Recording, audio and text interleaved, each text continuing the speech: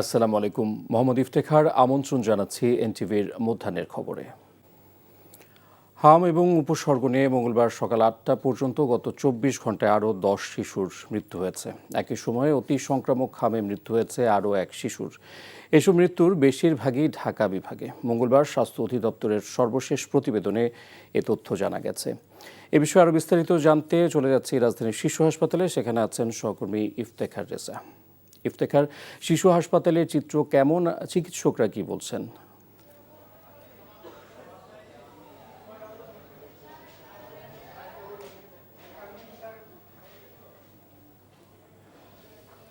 ইফতেখার, আমি আপনাকে যদি জানাই যে আজকে শিশু হাসপাতালে গত ২৪ ঘন্টায় ভর্তি এখন পর্যন্ত আছে ৭২ জন এবং এর আগে ৬১ জন ছিলেন। হামের রোগ থেকে রিলিজ পেয়েছেন ৬ জন, ২ জন মারা গেছেন এবং গত ২৪ ঘন্টায় ১৭ জন এই হাসপাতালে ভর্তি হয়েছেন বলে জানানো হয়েছে হাসপাতালের গত ২৪ ঘন্টার রিপোর্টে। এবং আমি আপনাকে জানাতে চাই যে সরকার ইতিমধ্যেই ব্যবস্থা নিয়েছে যে হামে আক্রান্ত যে সবচেয়ে বেশি ঝুঁকিপূর্ণ ১৮টি জেলা, সেই ১৮টি জেলার ৩০টি উপজেলায় র্যাপিড আকারে টিকাদান কর্মসূচি নিয়েছে এবং প্রায় ১৯% শিশুকে হামের টিকা দেওয়া হয়েছে এবং গত রোববার থেকেই দেশের সকল এলাকায় শিশুদেরকে ভিটামিন এ ক্যাপসুল খাওয়ানো হচ্ছে এবং আগামী ১২ এপ্রিল থেকে ঢাকা সিটি কর্পোরেশন, বিশেষ করে ঢাকা উত্তর এবং দক্ষিণ, বরিশাল ও ময়মনসিংহ সিটি কর্পোরেশন এলাকায় হামের টিকাদান কর্মসূচি শুরু হবে এবং এর পরবর্তীতে পর্যায়ক্রমে দেশের বিভিন্ন এলাকায় হামের টিকাদান কর্মসূচি সম্পন্ন হবে বা টিকাদান কর্মসূচি চলমান থাকবে বলে আমরা জানতে পেরেছি। তবে হামে আক্রান্ত যারা শিশু রয়েছে তাদেরকে সঠিক পরিচর্যার কথা বলছেন চিকিৎসকরা। তো এই ছিল শিশু হাসপাতাল থেকে সর্বশেষ জানছিলাম হামে আক্রান্ত শিশুদের অবস্থা। সারা দেশে আজও পেট্রোল পাম্পের সামনে তেল নিতে ঘন্টার পর ঘন্টা অপেক্ষা করছেন ক্রেতারা। কাঙ্ক্ষিত জ্বালানি তেল না পাওয়ার অভিযোগ তাদের। খুলনায় পেট্রোল পাম্পগুলোতে যানবাহনের দীর্ঘ লাইন দেখা গেছে। কাকডাকা ভরে অনেকে দাঁড়িয়েছেন তেলের জন্য। এদিকে জ্বালানি সংকটের কারণে বিদ্যুৎ চলে গেলে বহুতলা ভবনগুলোতে জেনারেটর চালানো হচ্ছে না। আবার পেট্রোল পাম্পগুলো অনেকে এই জেনারেটর মেশিন নিয়ে এসে জ্বালানি তেল সংগ্রহ করছে বলে অভিযোগ। এদিকে রাজবাড়ীতে পেট্রোল পাম্পের সামনে জ্বালানি তেল নিতে অপেক্ষা করছে গ্রাহকরা। সকাল থেকে দেখা গেছে যানবাহনের দীর্ঘ সারি। ৩ থেকে ৪ ঘন্টা লাইনে দাঁড়িয়ে তেল নিচ্ছেন গ্রাহকরা। রাজধানীর পরিবাগ পেট্রোল পাম্পের সামনে রয়েছেন সিনিয়র করেসপন্ডেন্ট আপেল শাহরিয়ার। সরাসরি যুক্ত হচ্ছে তার সঙ্গে। আপেল, পেট্রোল পাম্পগুলোতে সরবরাহ কি স্বাভাবিক আছে? গ্রাহকদের কোনো অভিযোগ রয়েছে কিনা জানাবেন।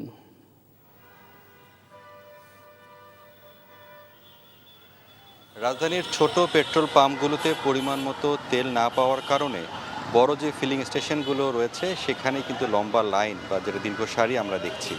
এবং একই সঙ্গে যেটি বলা হচ্ছে পেট্রোল পাম্প কর্তৃপক্ষ, যে যারা এখানে তেল নিতে আসছেন তাদের মাঝে একটা অস্বাভাবিক প্রতিযোগিতা, অর্থাৎ অনেকে যখন তেল দেওয়া হচ্ছে দেখা যাচ্ছে যে ট্যাঙ্কিতে কিন্তু তেল রয়েইছে, তারপরও তারা বাড়তিভাবে নিচ্ছে। তো সাধারণ মানুষের মাঝে যে একটা আতঙ্ক, হয়তোবা ভবিষ্যতে তেল তারা পাবেন না, যে সংকট তৈরি হয়েছে, এই থেকেই হয়তোবা তারা আসছে। যদিও একটি স্বস্তির খবর, ইরান যুক্তরাষ্ট্র যেহেতু যুদ্ধবিরতিতে গেছে এবং বিশ্ববাজারে জ্বালানি তেলের দাম কমে গেছে, এখন হয়তোবা কিছুটা সাধারণ মানুষের মাঝেও একটা আশ্বস্ততা আসবে যে তেল হয়তোবা পাওয়া যাচ্ছে। এটি একটি ভালো দিক। এর জন্য হয়তোবা সামনের দিনগুলোতে যে অস্বাভাবিক যে পেট্রোল পাম্পগুলোর সামনে যে লম্বা লাইন বা ভিড়, সেটি আসলে দেখা যাবে না।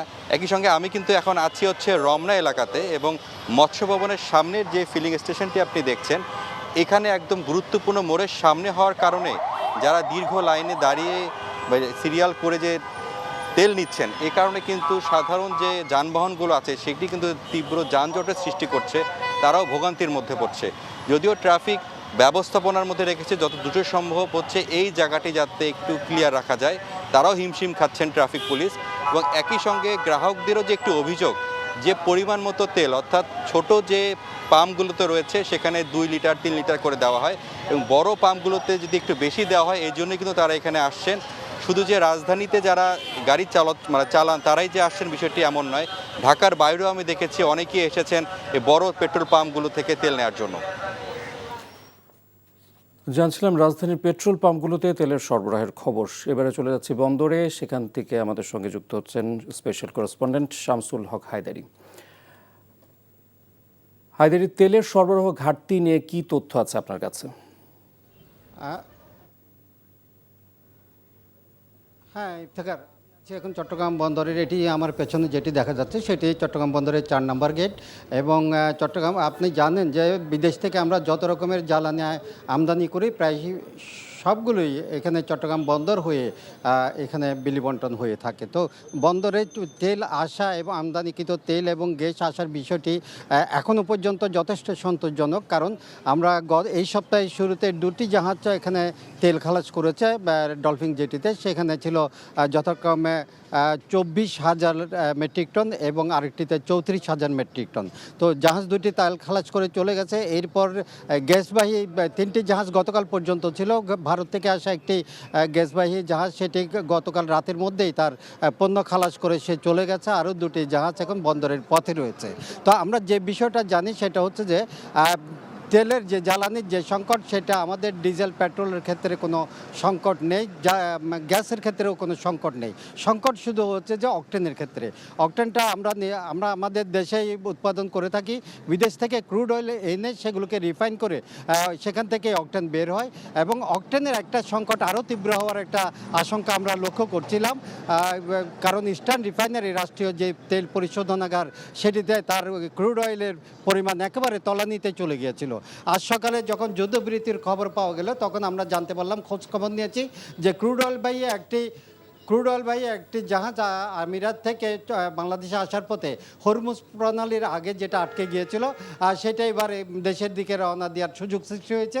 এবং এই জাহাজটিতে 1 lakh metric ton crude oil রয়েছে। এই ক্রুড অয়েলগুলো এসে গেলে আমাদের যেটা অকটেনের যে সংকট, সেটাও মিটে যাবে। ইফতেখার, জানছিলাম জ্বালানি তেলের সরবরাহের খবর। যুক্তরাষ্ট্রের নিউ ইয়র্কে মর্মান্তিক এক সড়ক দুর্ঘটনায় 3 বাংলাদেশি সহ 4 জন নিহত হয়েছেন। স্থানীয় সময় সোমবার রাতে নিউ ইয়র্কের ব্রঙ্কস থেকে আলবানিতে যাওয়ার পথে এ দুর্ঘটনা ঘটে। কলম্বিয়া কাউন্টি শেরিফের অফিস জানিয়েছে, ক্লেভরেক এলাকার স্পুক রক রোডে 2টি গাড়ির মুখোমুখি সংঘর্ষ হয়। এতে ঘটনাস্থলে 29 বছর বয়সী বাংলাদেশি নাজমুল রুবেল, তার বাবা হীরামণি ও নাজমুলের এক বন্ধু মারা যান। গুরুতর 33 বছর বয়সী রত্না ও তার 1 বছরের শিশু কন্যাকে আলবেইনি হাসপাতালে ভর্তি করা হয়। তাদের সবার অবস্থা আশঙ্কাজনক। নিহত আহতদের গ্রামের বাড়ি কুমিল্লার মুরাদনগরে। দুর্ঘটনা কবলিত অপর গাড়িতে থাকা 62 বছরের এক নারীও নিহত হয়েছেন। লালমনিরহাটে বিএসএফের গুলিতে এক বাংলাদেশি নিহত হয়েছে। নিহত আলী হোসেন পাটগ্রাম উপজেলার ধবলগুড়ি পূর্ব পানিয়ারটারি গ্রামের বাসিন্দা। বিজিবি জানায়, ভোরে 7 থেকে 8 জন বাংলাদেশি ভারতীয় সীমান্তে কাঁটাতারের বেড়ার সামনে গেলে বিএসএফ জওয়ানরা তাদের ধাওয়া দেয়। বিএসএফের সঙ্গে তাদের ধস্তাধস্তি ও হাতাহাতির ঘটনা ঘটে। এক পর্যায়ে বিএসএফ গুলি করলে গুলিবিদ্ধ হন আলী হোসেন। পরে বিএসএফ তাকে উদ্ধার করে ভারতীয় হাসপাতালে নিয়ে গেলে চিকিৎসক তাকে মৃত ঘোষণা করেন। 61 বিজিবি ব্যাটালিয়নের অধিনায়ক লেফটেন্যান্ট কর্নেল সৈয়দ ফজলে মুনিম জানিয়েছেন, হত্যার ঘটনায় বিএসএফের সাথে পতাকা বৈঠকের চেষ্টা চলছে। চুয়াডাঙ্গায় কালবৈশাখী ঝড়ে বসতঘর সহ ফসলের ব্যাপক ক্ষয়ক্ষতি হয়েছে। বৃষ্টির সময় ছাদের উপর থেকে নামতে গিয়ে পা পিছলে নিচে পড়ে এক ব্যক্তির মৃত্যু হয়েছে। গতরাতে জেলার উপর দিয়ে বয়ে যাওয়া কালবৈশাখী ঝড়ে বিভিন্ন ফসলের ক্ষেত, আমবাগান, কলাবাগানের ব্যাপক ক্ষতি হয়। চুয়াডাঙ্গা আবহাওয়া অফিস জানায়, গতরাতে ঝোড়ো বাতাস ও বৃষ্টি শুরু হয়। বাতাস ও বৃষ্টি 1 ঘন্টা স্থায়ী ছিল। 25 মিলিমিটার বৃষ্টিপাত রেকর্ড করা হয়েছে।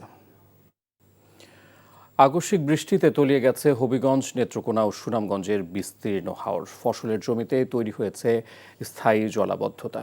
পানির সাথে শেষ হয়ে গেছে কৃষকের সোনালী স্বপ্নগুলো। এমন অবস্থায় দিশেহারা চাষিরা বলছেন, দ্রুত পানি না নামলে না খেয়ে দিন কাটাতে হবে তাদের। বিস্তারিত ইমরুল কায়েসের ডেস্ক রিপোর্টে।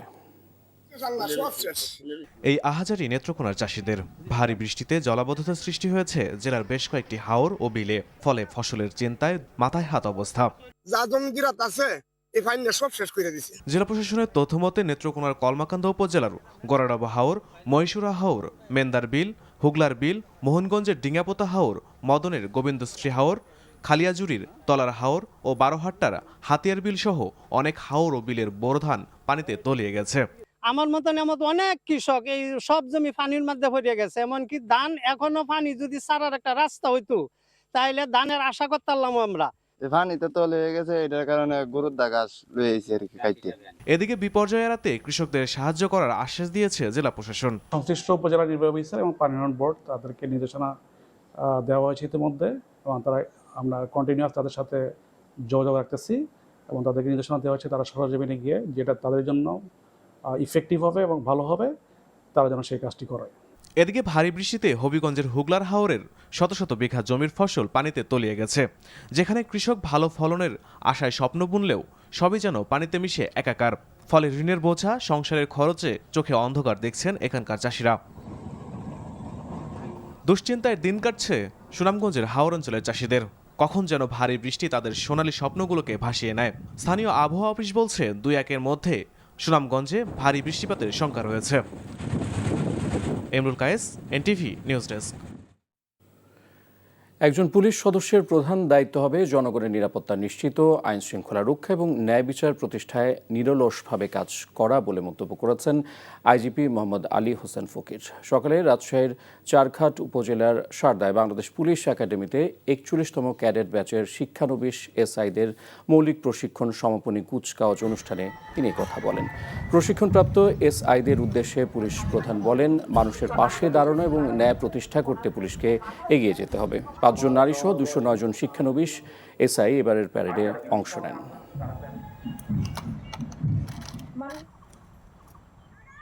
এই পেশার মূল মন্ত্র হলো সেবাই ধর্ম। মানুষের পাশে দাঁড়ানো, বিপদে অপদে সহায়তা করা, ন্যায় বিচার প্রতিষ্ঠা করা, এই মূল্যবোধ ধারণ করিয়েই এগিয়ে যেতে হবে। আমি আশা করি তোমরা তোমাদের দায়িত্ব পালনে সর্বদা পেশাদারিত্ব, শৃঙ্খলা, দেশপ্রেমের উজ্জ্বল দৃষ্টান্ত স্থাপন করবে এবং বাংলাদেশ পুলিশের সুনাম অক্ষুণ্ণ রাখবে। আর এই ছিল মধ্যাহ্নের খবর। এই খবরের ভিডিও সহ আপডেট জানতে ভিজিট করুন এনটিভি অনলাইন www.ntvbd.com। এছাড়াও এনটিভির জনপ্রিয় সব অনুষ্ঠান ও খবরের আপডেট জানতে ভিজিট করুন আমাদের ইউটিউব ও ভেরিফাইড ফেসবুক পেজ। 2টায় দুপুরের খবর দেখার আমন্ত্রণ রইল। ধন্যবাদ সবাইকে।